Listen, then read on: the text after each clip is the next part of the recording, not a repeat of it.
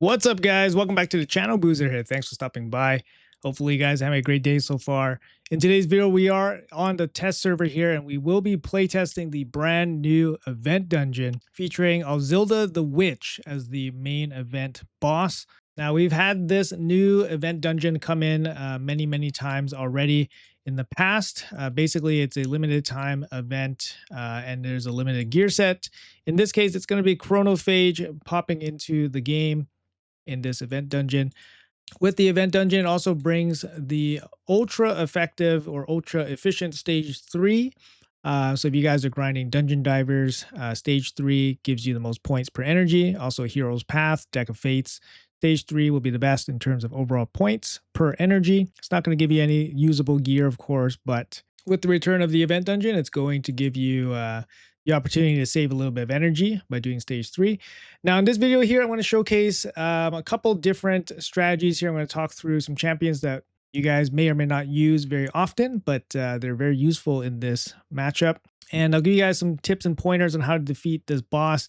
She is a little bit different than the other bosses that we've had, but she is in some ways very similar also. So guys, I'm going to show you guys a team here for stage 20. We're going to go over the stats and all that stuff and the breakdown of what is happening. I try to keep this as accessible as possible. You guys don't have to use the exact same champions. I just want to showcase exactly what they are doing and why you need to bring something like this to deal with the boss. So Ozilda, the boss, she does place an AoE block active skill, which is really strong. If this lands on you, you're not going to be able to do anything except for your A1s. So ideally, you bring in champions with good passive abilities so that you can actually do stuff, or good A1s. Also, her A2 is going to remove all of your buffs. So you can't rely on your buffs. The fears are also a huge problem, and she lands that passively from her passive here. So whenever you buff up, she's going to have a 50% chance of landing the fears on you. It's going to be very tough to deal with. The obvious answer to fears is Shemale, but I'm going to show you guys a team here without Shemale.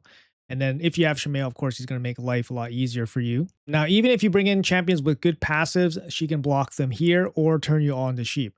Now, unfortunately, there's not really too many ways to deal with the sheep debuff other than total guard stacks.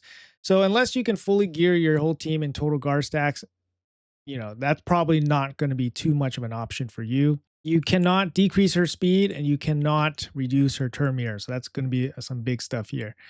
So let's go through some of the gameplay here. On stage 20, a lot of her goons here are force affinities, so that's something to keep in mind. Bringing magic affinity debuffers or damage dealers, it's going to be a bit of problems.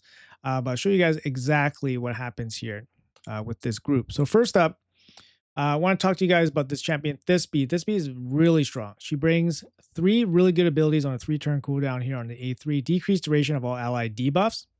So that's going to take away some of the nasty debuffs that they can land. It also heals your allies, and it also fills turn meter fill. All right.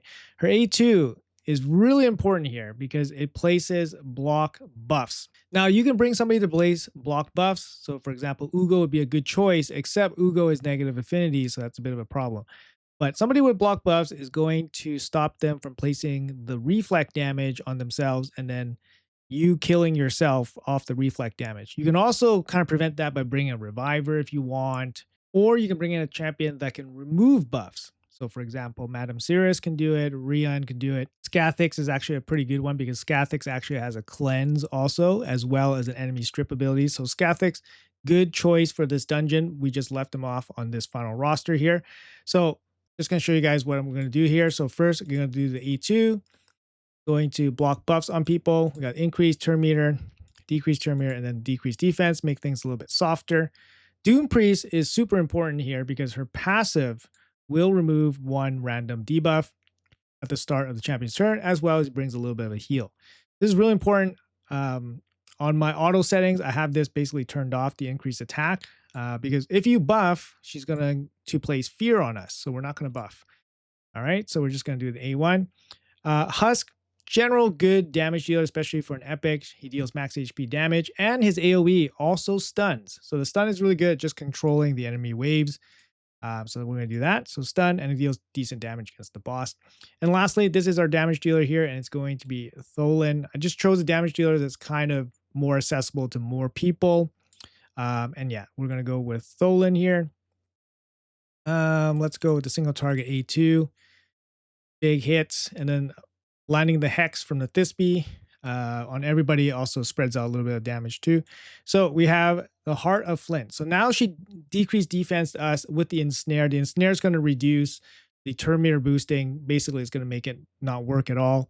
But here we can at least decrease the duration of all debuffs by 1 turn, which is really good. So we're going to do that. And then heal everybody. So Deacon goes in with the A1, and then Doom Priest comes in, and she's going to remove some of those debuffs, help us out a little bit. Going to go with the A1. Notice how one of the reflect damage did land because the block damage didn't work out for us. And then we got the A1 from Thisbe here, which is a decrease attack. That's going to be really good against the boss, obviously, or any of the waves, just to keep everybody alive. We're going to come in here with the AoE, and everybody's dead. Obviously, if you bring in a reviver, you can obviously have different types of team comps and all that stuff. But reviver would probably help you in the situation that you kill yourself off the revive. We can replay this on full auto. I do have the presets ready for this. I'll show you guys the gear on all this, but I just wanted to let you guys know how everything works or what to bring that can help you out. Here we go. We got debuffed. Ideally, a cleanser would be really nice here. Ensnare being pretty annoying. There we go. A little bit of healing goes a long way. Big hit. And see, notice how we did get sheeped, right?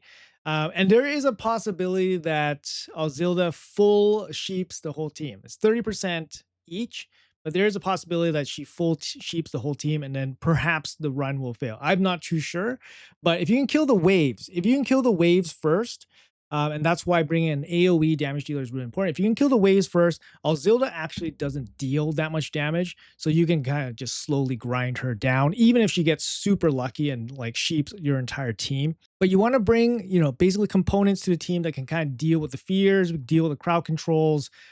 It's just nonstop. It's nonstop fears, nonstop crowd controls. So somebody like Thisbe, somebody like Doom Priest, they bring heals, they bring, debuff reduction, debuff removal.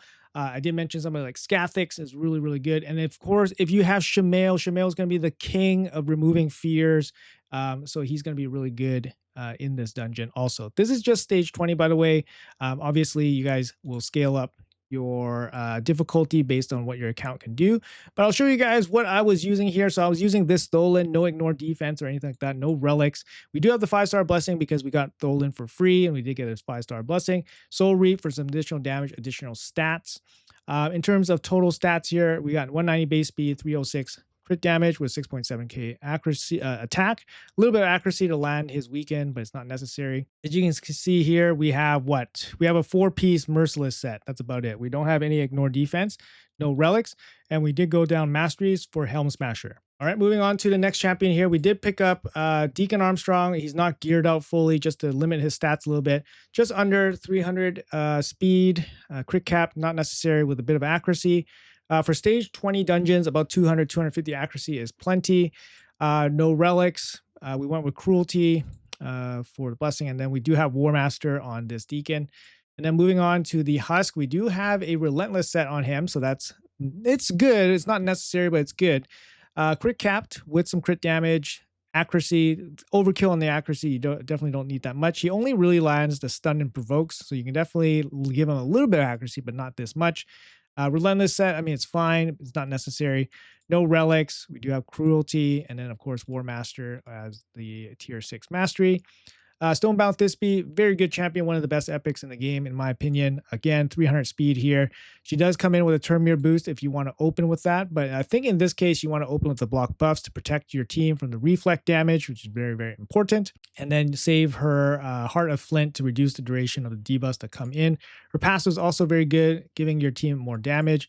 Her A1 is also very good with the decreased attack. And again, we don't have any specialized sets on her or anything like that, just for stats. Good HP, good speed, a little bit of accuracy to do her stuff. No relics, no blessings, no masteries. And then lastly, we have our Doom Priest. Our Doom Priest is in a shield set. Honestly, it's not necessary because our team was not in danger of dying at all. But she is in a shield set. She's got 260 speed here with no accuracy needed, good HP, no relics. Blessing, honestly, not super important. Masteries, we do have War Master for a little bit of damage. But Doom Priest, just speed and HP is totally fine. Faster she goes, the more debuffs she removes with her passive. So that's stage 20. You guys can kind of see it was pretty straightforward stuff. Nothing too groundbreaking. We definitely went through that super easily. But I wanted to show you guys some champions that fill specific roles, and then mention some champions that also can, be alternatives for those roles. Now I'm going to show you guys a stage 30 team. Again, this is day 1 of doing this event dungeon on the test server, so I haven't spent hours and hours perfecting teams, but this is a team that works for me, and hopefully you guys will take some of that strategy away and work and improve upon that. All right, guys, so this is my stage 30 team. Now, there's going to be some aspects of this where you guys are going to roll your eyes and say, hey, I can't achieve this.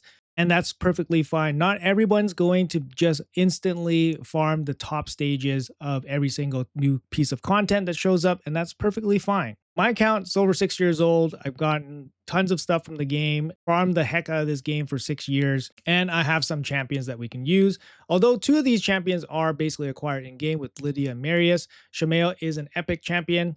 And a couple years ago, Podrick was a guaranteed champion. Taras is replaceable as a damage dealer. You can just bring in any one of your best damage dealers. He basically fills the role of Seer in this spot. So you can definitely bring a Seer team.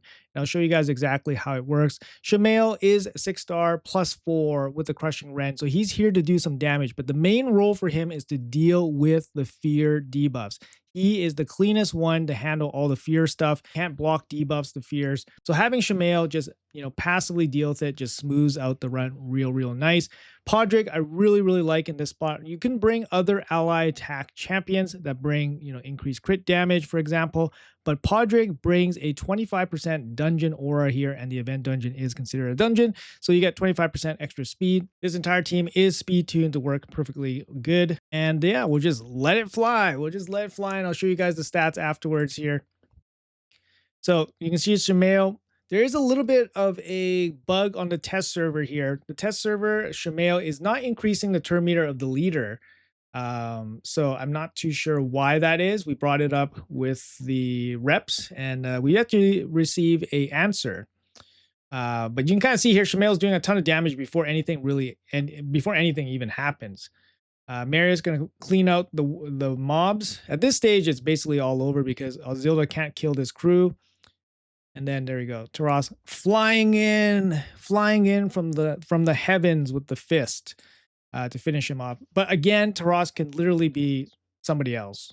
7 turn, 33 seconds, and I swear like 25 of those seconds was just Shamail hitting stuff. Marius could also be replaced by a really strong Seer. The big thing with this dungeon is that the speeds of everything is quite fast. Just same as previous dungeons, right? You're looking at 290, 300 speed for even some of these mob minions. So you do need pretty good speed on these champions if you want to go first. There is a Mithrala on this team, so they can definitely cleanse off your debuffs and anything like that. And then you can see Taras there. This could be a much faster run because Taras does have the opportunity for an extra turn. And then as soon as he gets a turn, it's over. 26 seconds. Again, 7 turns on this team. I mean, this is probably what I'm going to be using to farm. And if for some reason Marius doesn't kill the waves, Taras's AoE will finish them off. So that's why I kind of recommend having 2 AoE damage dealers. There's definitely variations of this. You can remove one of the AoE damage dealers for perhaps a reset champion. But because Shamail takes up a spot here, it's kind of hard to squeeze in that reset champion. So I'll show you guys this run again. Once again, the Shamail passive fear removal is not boosting the turn meters on the leader on the test server. I don't know if that's intended. Now, the way this team works is that you want the first champion to go, and he is going to cleanse off the block debuffs.